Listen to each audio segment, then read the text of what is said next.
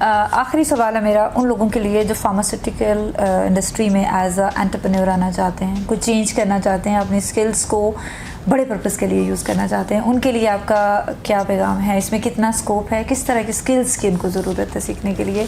अपना काम, इन्वेस्टमेंट और इन सारी चीज़ों को लगाने से पहले प्री प्रिपरेशन जो होती है वो किस तरह की उनके लिए ज़रूरी है? देखिए, आई बिलीव दवा जो है वो इंसान की कयामत रहनी है।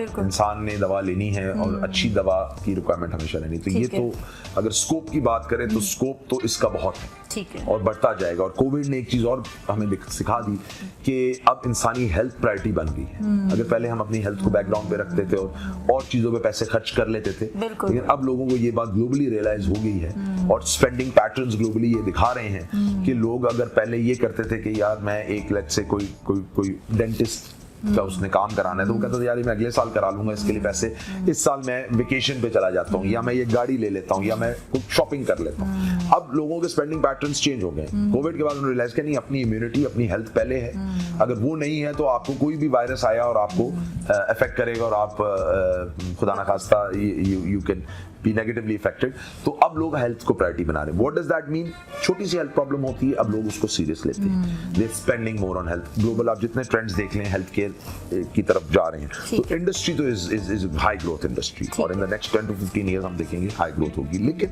चैलेंज भी होगा इस इंडस्ट्री में। चैलेंज वो ये होगा कि अब अच्छे प्लेस की रिक्वायरमेंट है। जहां जहां नीड भी बढ़ रही है, अब आप एज अ कंज्यूमर जरूर ये सोचेंगे 2 दफा कि यार ये प्रोडक्ट की क्वालिटी कैसी है। पहले शायद आप 2 दफा ना सोचती हूँ, आप ले लेती हूँ, लेकिन अब आप कहती हैं यार मेरी इम्यूनिटी मैटर करती है, मैं ये दवा ले रही हूँ तो इसमें खुदा ना खास्ता मेरी immunity. The most newest treatment forms, अगर मैं बात करूँ डायबिटीज में, आज से 20 साल पहले जो दवा दी जा रही थी वो आज नहीं दी जा रही।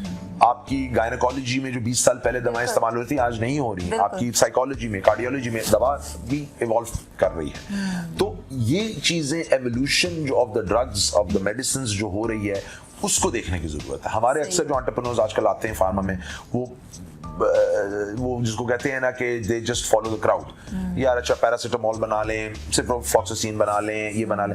ये पाकिस्तान में बहुत ड्रग्स बन रही है। अगर आप वही बनाएंगे तो you will just be one of the many people making them और the need is well met. Think about niche products जो पाकिस्तान में नहीं बन रही। जैसे हमने कोविड वैक्सीन की बात की, पाकिस्तान में वैक्सीन नहीं बनती, बायोलॉजिकल ड्रग्स नहीं बनती, एंटी कैंसर ड्रग्स नहीं बनती। कैंसर की 99.900% दवाएं बाहर से आती है। कैंसर कितना प्रेवलेंट है हमारे मुल्क में। हमें इन चीजों की तरफ आना है। तो जो एंटरप्रेन्योर अब फार्मा में आ रहा है, हमें भी अब यही करने की जरूरत है कि हमें अब नीश मॉलिक्यूल्स प्रोडक्ट्स की तरफ जाना है। हम वैक्सीन्स बात करते हैं स्नेक वेनम की, हम अक्सर बात करते हैं कि जी सिंध में कुत्ते की वैक्सीन अवेलेबल नहीं है काटने की, जो रेबीज वैक्सीन जिसको कहा जाता है। वाई? क्योंकि हमें इंपोर्ट करनी पड़ती है। अगर पीछे कहने को तो हम गवर्नमेंट को क्रिटिसाइज कर देते हैं, लेकिन असल बात ये है कि हमारे यहाँ मैन्युफैक्चरिंग कैपेबिलिटी नहीं है।